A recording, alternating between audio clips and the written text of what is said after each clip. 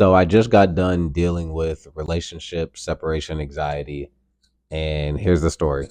So me and my girlfriend been living with each other for a while, and we decided to go back to our hometown and decided to stay with our parents. So she's staying with her parents right now. I'm staying with our parents right now.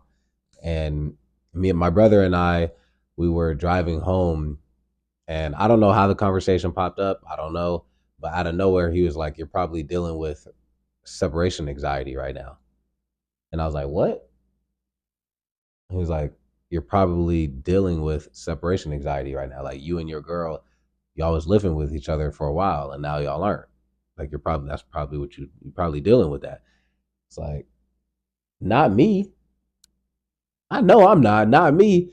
Anyways, I go home and I have him saying that was stuck in my head.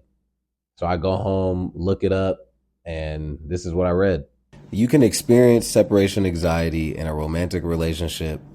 It can feel like persistent worry or fear. Coping can include strategies like following routines to make the separation more manageable. Spending time apart can be tough and oh no, hey, blah blah. But when worry, nervousness, and other emotional turmoil becomes overwhelming enough that it begins to affect your well-being and disrupt daily life, you could be dealing with separation anxiety from your partner. I'm going to read it again. But when worry, nervousness, and other emotional turmoil becomes overwhelming enough that it begins to affect your well being and disrupt daily life, you could be dealing with separation anxiety from your partner. In the past, experts considered separation anxiety disorder a childhood mental health condition that stemmed from fears of abandonment. Earlier editions of the Diagnostic and Statistical Manual of Mental Disorders required that symptoms begin before the age of 18, so you couldn't be diagnosed with separation anxiety in adulthood.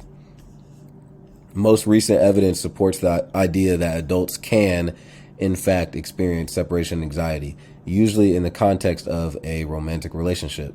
This uneasiness goes beyond simply missing a partner, explained Vicky Botnick, a marriage and family therapist in Tijuana, California.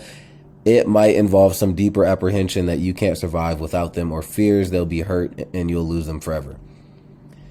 This type of separation anxiety will involve some of the following symptoms: frequent and persistent worries about your partner experiencing an injury, accident, death, or anything else that leads to separation. Frequent and persistent worries that you might face some type of harm that keeps you from them. Fear and unease when traveling without them. Discomfort and distress when they leave. A need to know where they are and when they'll return whenever you're apart. Difficulty sleeping without them. Difficulty concentrating at work or school because you can't stop thinking about whether they're safe. Persistent or overwhelming fears that they'll abandon you or end the relationship. General restlessness and irritability. When I went through this stuff and read this stuff, I texted my brother and I was like, "Yeah, you're right. I do have separation anxiety right now." So the reason I'm making this video is because when I was going through separation anxiety in my relationship, instead of communicating my feelings clearly, instead of being honest, I bottled everything up until it was too late.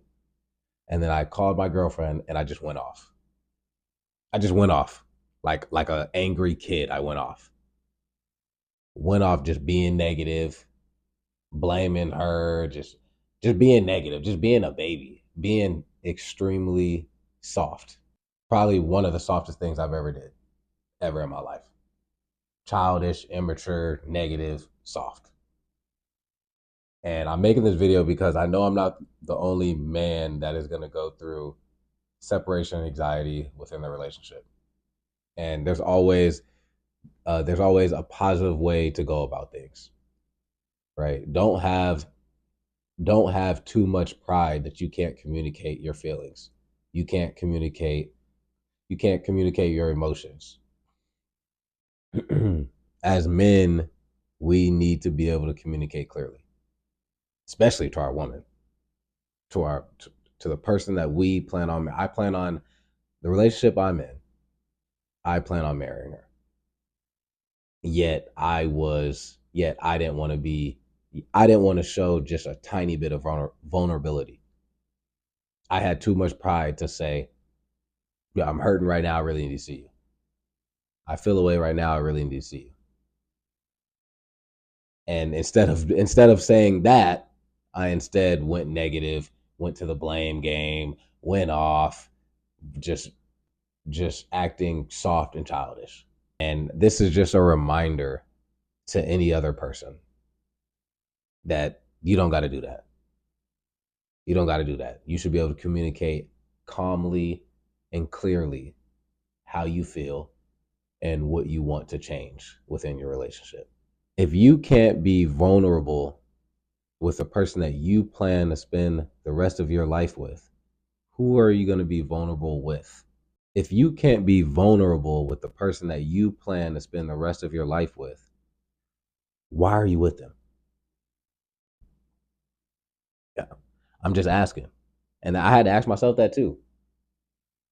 You can't say a simple I can't you can't say a simple sentence, hurting right now, need to see you. You can't say a simple sentence. You want to just bottle it up. Basically, pride resulted in a huge negative discussion. Me going off. So I just want to say, don't have so much pride to the point where you can't communicate your feelings and you can't communicate clearly, and you end up bottling everything up and then exploding one day. Um, Nobody deserves that. You don't deserve it. Your significant other doesn't deserve it. And that's it. Just a reminder. I'm out.